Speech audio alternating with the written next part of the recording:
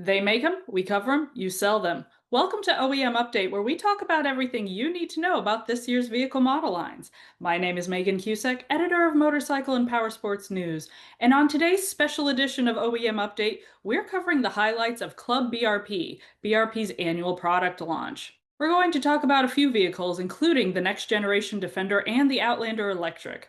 So, let's dive deeper into what exactly BRP has to offer. But for that, we're going to go straight to the OEM source.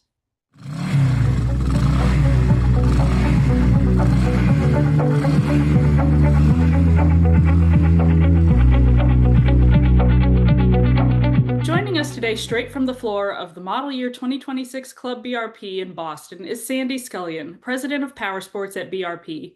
Sandy, it is such a pleasure to have you with us again, and thank you so much for taking the time today to talk with us. I mean, this is a really busy week for you. Absolutely. And thank you for having me, Megan. It's really a pleasure. Awesome. All right. Now, we last spoke with Can-Am about the 2025 Outlander 850 and 1000R. So if you haven't already checked out that video, be sure to do so. All right, Sandy. So Club BRP is in progress. It's released a ton of new products and updates this week. What are you most excited about? I mean, it's difficult to choose only one thing, but I would say from the dealer reaction, the biggest news is obviously the new Defender platform. Mm. Uh, Okay. it's actually its 10th anniversary of the original Defender. Oh, yeah. Still one of the most popular Ute wreck out there is the Defender, and now we're coming up with a brand new platform, as you can imagine, with the new engine, all the new technology now being integrated. So the dealers are pretty excited about the Defender, and it's one of the biggest segments we actually do business in as well. So it's exciting a lot of people. Okay, yeah. Well, all right, let me ask a few questions about the Defender here then.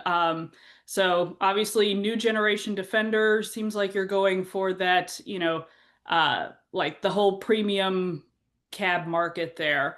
What were Can-Am's priorities when redesigning this vehicle? Well, as you know, Megan, 10 years later, we've learned a lot from our own original platform of the Defender. So it was also an occasion to obviously update a lot of things that are, let's say, more platform related, like all the suspension components, A-arms, everything was beefed up. We also understand the usage much better now, and on farms, these vehicles are abused big time. So we understand where that market is going. And there's also, very high increases in take rates for the cab options on these units. So we made sure that our lineup was super rich, even not only on the high end, but also, if you look into the details, we now include the XT as a cab, not only the Limited and the Lone Star. So we're going down in terms of the different packages that are offered with cab. So it gave us that opportunity as well. And the one of the other feature we really like and we doubled down on is the how quiet the new platform is. We were Mm. already, I would say, the quietest out there, and now we've actually reduced the noise by 50%. So it's like 3 decibels, still less than what we had in an excellent platform, and but obviously that has to do with how you think of how you design the platform before you actually execute this noise reduction. So it gave us that opportunity, and also rethink of the technology. Now you can have navigation. You have the 10.25-inch screen in there as well. Some irritants we had with the shifting was a little bit rough, and now it's super butter smooth. So it gave us the opportunity to actually touch everything we had on this platform and actually improve it and position it like we are, like leaders. That's fantastic. Yeah, love that you get to, when you come at it from the focus of let's redesign everything, you meant let's redesign everything. Excellent. And I haven't mentioned, Megan, the engine is a big thing. This is a triple now, the 1000 cc or 999 triple in this platform, which is a For us, it's a first, it's a, it's a brand new engine, brand new clutch as well with the P drive, which makes it even more smoother. And so there's not one nut and bolt that hasn't been rethought on this unit. So we're really, really excited by this. So speaking of redesigning vehicles, I know BRP has been pushing EVs in recent years, and this year is no exception. You guys have just announced the new Outlander Electric. So tell me about that. Why was the Outlander your next step on electrifying the BRP lineup? That's these decisions obviously have been, taken years ago in terms of the cadence of the introduction of the different EVs. So we started with a snowmobile a couple of years ago, and last year we launched the Pulse and the Origin on the motorcycle platform. And snowmobile for us was to learn about the technology. This is the worst environment you could put EV in, right? You could go to minus 30 degrees and so on. Motorcycle was actually the most obvious one when we look at the two-wheel industries, from scooter to motorcycle and so on. And when we looked at the portfolio, at the different segments, ATV made more sense than anything else. Obviously, there are limitations with EV, but with EV, but when you look at the ATV application, where Mhm. range is not so much of an issue. This is not a Right. trail ATV. It's more of if you have 50, 100 acres in your farm or ranch, this is the perfect vehicle. Where, first off, how we thought of it was it needs to be a real Outlander.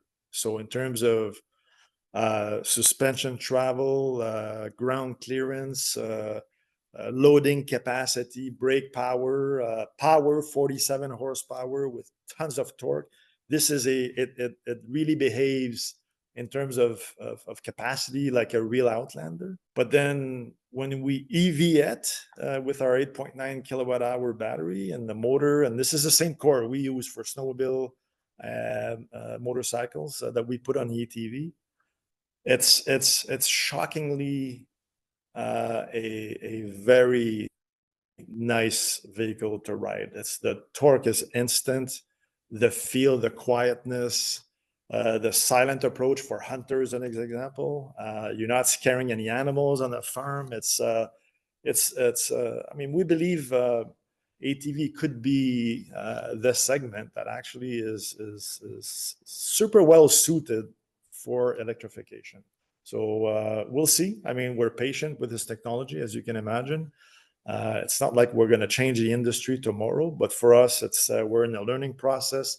Mhm. ATV was planned to be the next phase after motorcycles, and it's actually a lot of dealers are curious. They're looking at this. They're rationalizing it. They've got demands from municipalities, from different government levels. They see it as their own demo. It's very interesting what's going on around the Outlander EV right now. So let's see. It's not the first off-road in the industry, but it's the first ETV of the industry that it's electrified. And one thing for sure that we believe is key is the way that we priced it is about 20% more than a ICE equivalent. Let's say the Outlander 700.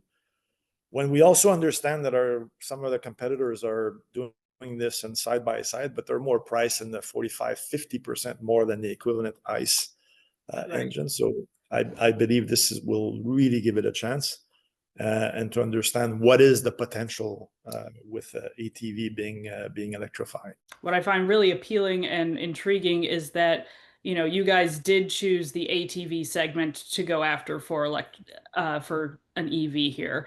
It seems like updating ATVs is not a priority across the industry. So, what makes it a priority for Can-Am? I mean, you just touched it. In the last couple of years, we've completely changed our ATV platform. So for us, in the mid HP segment and the top HP segment, so it was as you redesign the platform, when you plan for this, it's much easier than taking an existing platform and then just adapting EV into it. So for us, the timing was perfect. So it's new platforms being introduced in the market.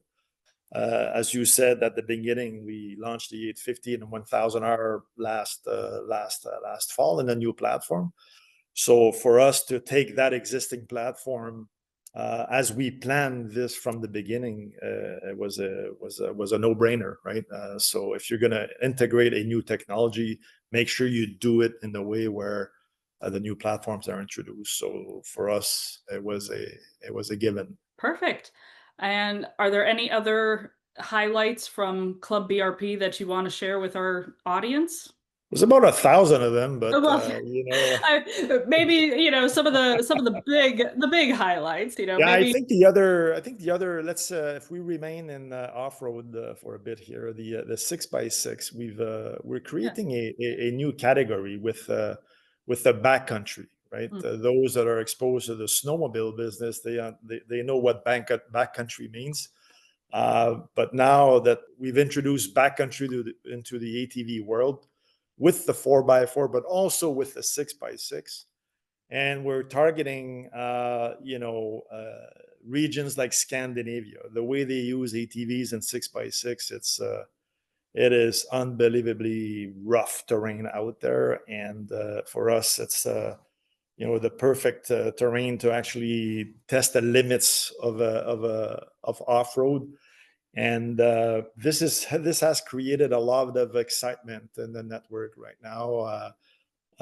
Obviously, if you look at them on our websites, the pictures don't make it reality. I can tell you they're really sexy, especially with the 30-inch tires and so on. So to give you just an example, the 700 6x6 would make it the most powerful 6x6, but we went over that. We actually went 850, and we went with the 1000R at over 100 HP.